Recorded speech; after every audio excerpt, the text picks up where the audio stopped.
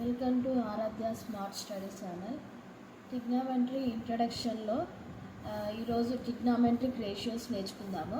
దాంట్లో ట్రిగ్నామెంట్రిక్ ratio of 45 degrees అని నేర్చుకుందాం.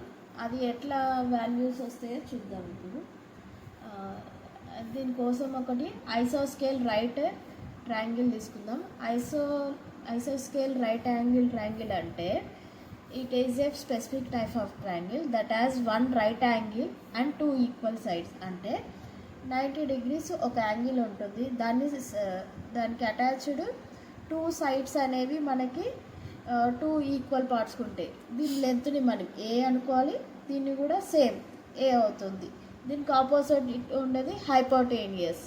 ఇప్పుడు మనకి దీని ప్రకారము ఐసోస్కేల్ దాని ప్రకారము ట్రయాంగిల్ ఏబిసి అనేది మనకు ఐసోస్కేల్ రైట్ యాంగిల్.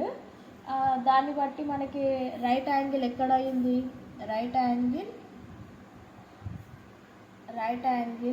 మనకి ఎక్కడైంది, బి దగ్గర 90 degrees అయ్యింది మనకి. ఇప్పుడు మళ్ళీ ఏ ట్రయాంగిల్ మళ్ళీ ఏ యాంగిల్ అండ్ సి యాంగిల్ మనకి ఎంత అవుతుంది, మనం 45 degrees కనుక్కోవాలి. కాబట్టి ఈ రెండు కలిపితే మనకు 90 degrees ఉంటుంది. ఒకటి 45 ఉన్నప్పుడు రిమైనింగ్ కూడా మనకి 45 ఉంటుంది. అప్పుడు triangle A equal to triangle C equal to 45 degrees. ఎందుకంటే ఇది ఐసోస్కేల్స్ రైట్ ట్రయాంగిల్ కాబట్టి. దీన్ని బట్టి మళ్ళీ మనకి ఇక్కడ ఏంటి, బీసీ అనే సైడ్ అండ్ ఏబి అనే సైడ్ రెండు మనకి ఈక్వల్. ఏబి ఈక్వల్ టు మనకి బిసి ఈక్వల్ టు ఏ. ఇప్పుడు మనము పైథాగరస్ థీరం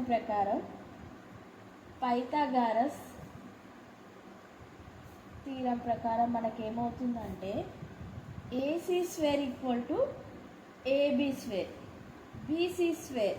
ఇప్పుడు మనకి ఏబి స్క్వేర్ అంటే ఏ స్క్వేర్, బీసీ స్క్వేర్ అంటే ఏంటిది మనకు ఏ స్క్వేర్.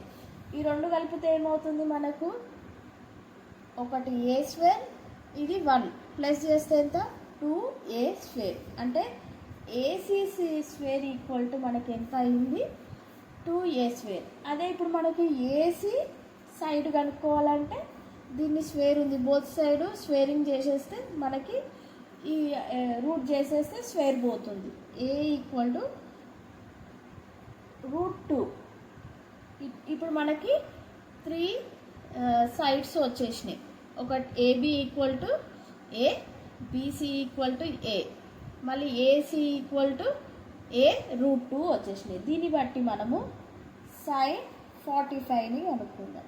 sin 45 అంటే ఏంటిది, మనకు length of the side angle ఎంత, మనకి బీసీ ఏంటిది మనకి opposite side by hypotenuse. BC అనేది మనకి ఆపోజిట్ సైడ్, దీని హైపోటేనియస్ ఏంటిది ఏసీ.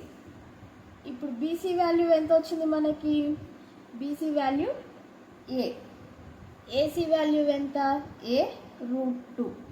ఇప్పుడు మనకి ఏ పోయింది, ఇప్పుడు మిగిలింది ఏంటి 1√2. అలాగే సపోజ్ cos 45 చూడండి, cos 45 ఏంటిది అడ్జసెంట్ సైడ్ అంటే ఏంటిది మనకి ఇక్కడ ఏబి. అంటే మనము 45 దానికి అడ్జసెంట్ ఏంటిది ఏబి బై హైపోటేనియస్ ఏంటిది ఏసి. ఇప్పుడు మనకి కనుక్కుంటే ఏమైంది, ఏ √2 సేమ్ 1/√2. ఏ పోయింది, 1/√2 మిగిలింది. ఇప్పుడు tan 45 అంటే ఏంటిది బీసీ బై ఏబి, అంటే opposite side by adjacent side. ఇప్పుడు ఎంత ఏ బై ఏమవుతుంది 1 మిగులుతుంది. ఇప్పుడు మనకి ఏమొచ్చినాయి, sin 45 వాల్యూ ఏంటిది 1/√2, cos 45 వాల్యూ ఎంత 1/√2, tan 45 వాల్యూ ఎంత 1.